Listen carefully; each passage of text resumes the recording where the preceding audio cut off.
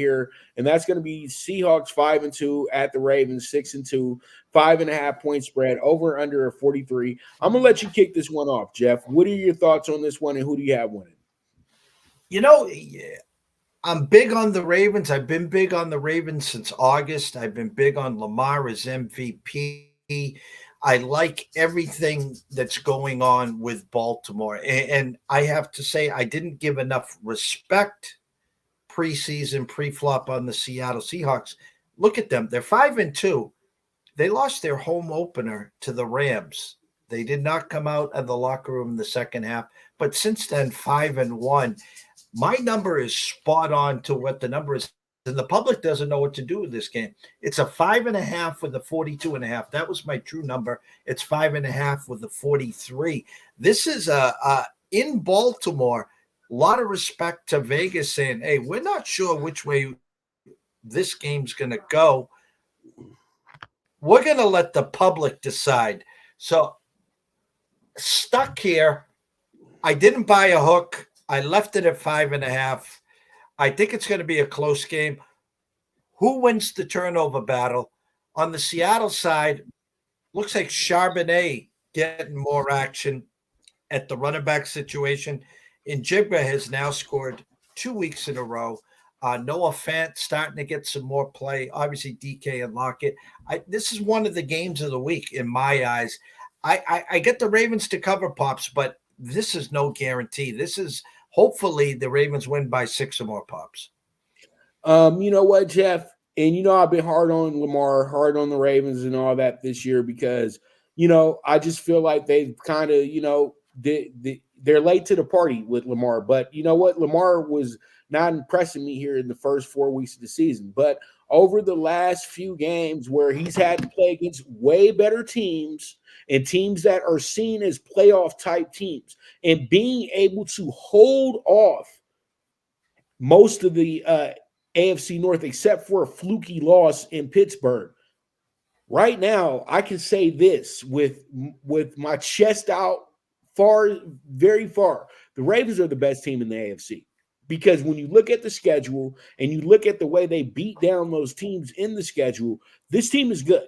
They're really good. Yeah, the Colts, that was a tough game because the Colts had a good game plan that day. The Steelers, that was a coincidence of turnovers. But all in all, other than that, they've been absolutely tremendous. They've been a very dominant team. And they've been able to do it in all facets of the game. And I know I was really rough on them, but that's because I was still a little mad at Detroit for not showing up in that game last week.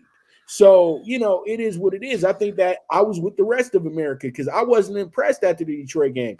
But I was impressed to see how they played against a Cardinals team that was scrappy and hungry last Sunday, and they didn't let it slip. And this used to be the Ravens all the time. You let a game slip against one of the worst teams in the league. Lamar was good for that, but this time around, you have a Ravens team that takes care of their business when they got to play in games like this. These games haven't even been close with these teams this year when they got to play in these type of games. And Jeff, you know how I feel about Geno Smith. He's a backup. Look at what he did last week. That was all. He didn't play great last week. He got lucky. And, JSN bailed him out with the touchdown late. The Browns were tired by the time they got to that point. The Browns, we'll talk about that in a second, but it just was a lot of mistakes in the end of the game. So it wasn't really the Seahawks winning the game. It was more of the Browns handing the Seahawks the win in that game.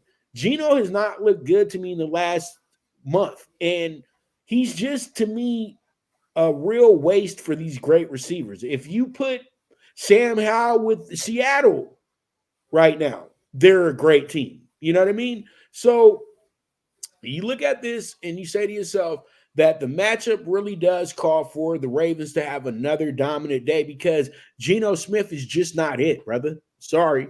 He's not going to help you win this game. It's like he's not the quarterback for this game. You need a quarterback that's going to be deceptive, heady, and ready to, trick the Ravens. He's not going to do any of that. Everything is going to be something formful. Everybody's going to know what's coming, and they're going to wind up getting beat by 10 points or better. So that's why I'm taking the Ravens with the 5.5, and I'm going from there. I talked about this last week on our show. I think I also talked about Thursday on your show. As we know, that the Commanders already traded Monte Sweat to the Bears, and they're fielding calls for Chase Young, and we've known he's been on the block for a while now. They need to cut bait there. Just wash your hands clean, get some assets, and move on. Just on social media and Twitter, the Patriots I have been calling the Commanders for this. Now, do they? They're not adding a potential Chase Young. I know they're injured back there. They got Judon. My point is they also play the Commanders this week, so that's a Bill Belichick move. Well, can we get Chase Young for 30 cents on the dollar? And oh, by the way, pick his brain because we play them. My point very simply is this. I've been saying all along, the one team in the AFC that is built to beat the Chiefs is the Ravens. That is the cherry on top. If they add Chase Young, I would be on the horn and make this deal happen if I'm a Raven. You add Chase Young onto the other side, you will be chasing Mahomes and Joe Burrow. Go get him, and they're the favorite to win the AFC. Bold statement. Bold.